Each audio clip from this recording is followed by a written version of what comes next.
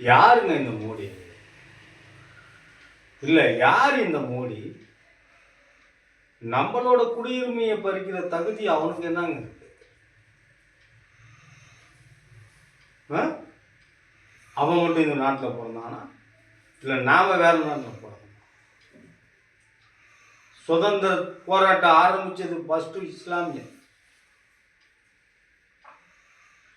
சுதந்திரத்துக்கான முதல் குரல் கொடுத்தவன் ஒரு இஸ்லாமிய. சுதந்திரத்துக்கு ஒரு பிளாங்க் செக் தமிழ்நாட்டில இருந்து கொடுத்தவன் ஒரு இஸ்லாமிய. மன்னராக இருந்து சுதந்திரத்துக்காக போராடி இன்னுயிர் நீத்தவன் ஒரு இஸ்லாமிய. இஸ்லாமியோட பங்கு இந்த இந்தியாவுக்கு கொஞ்சம் நஞ்சம் இல்லை. இந்தியாவுடைய வரைபடத்தையும் அளவு சர்வையும் உருவாக்கணும் ஒரு இஸ்லாமிய.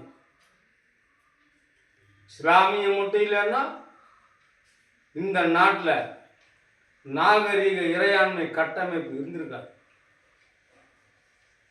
இந்த நாட்டில் எவருக்கும் துன்புறுத்தம் இல்லாமல் துன்புறுத்தப்படாமல் ஒரு இறை வழிபாடு நடக்குது அப்படின்னா அது இஸ்லாமிய வழிபாடு தான். எந்த உயிரினுக்கும் தீங்கு விளைவிக்காது, எந்த சுற்றுச்சூழலுக்கும் தீங்கு விளைவிக்காது. அப்படியாப்பட்ட கொள்கையை கொண்டது இஸ்லாம்.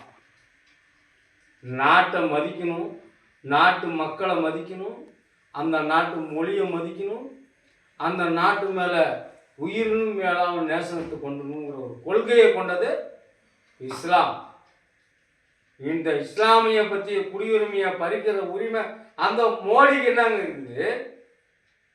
எல்லாருமே பார்த்துக்கிட்டு அமைதியாக இருக்கிறீங்க.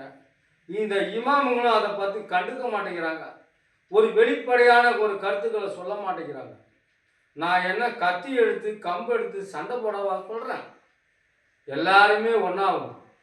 எல்லாருமே ஒன்றானாலாம் நம்ம எல்லாத்துக்குமே இந்த காலத்தில் எதிர்காலம். நீங்களாம் வாழ்ந்துட்டீங்க. குடும்பம், குட்டி, பேர பிள்ளைங்க, வசதி, வாய்க்கா, கறி, சோறு தின்னு ரொம்ப ஆடம்பரமாக வாழ்ந்துட்டீங்க. உங்களுக்கு பின்னாடி வாழக்கூடிய சந்ததியினர் உங்களால வாழ வேணாமா? காசு பணம் விட்டுட்டு போனால் அவங்கள வாழ விட்டுருவாங்களா? சொல்லுங்க. இஸ்லாமியர்களுக்காக கேட்குறேன். உங்களை குழந்தைங்களுக்கு நீங்கள் காசு பணம் சொத்து சுகம் விட்டுட்டு போனால் அவங்கள வாழ விட்டுருவாங்களா? இன்னைக்கு சின்னதாக ஆரம்பிச்சிருக்கு. அவங்க வளரும் போது இதை விட 4 பங்காக இருக்கும்.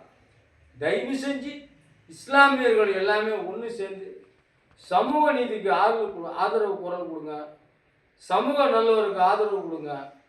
இந்த தேசத்தை வலிமையாகிறதுக்கு ஆதரவு கொடுங்க. அஸ்ஸலாமு அலைக்கும்.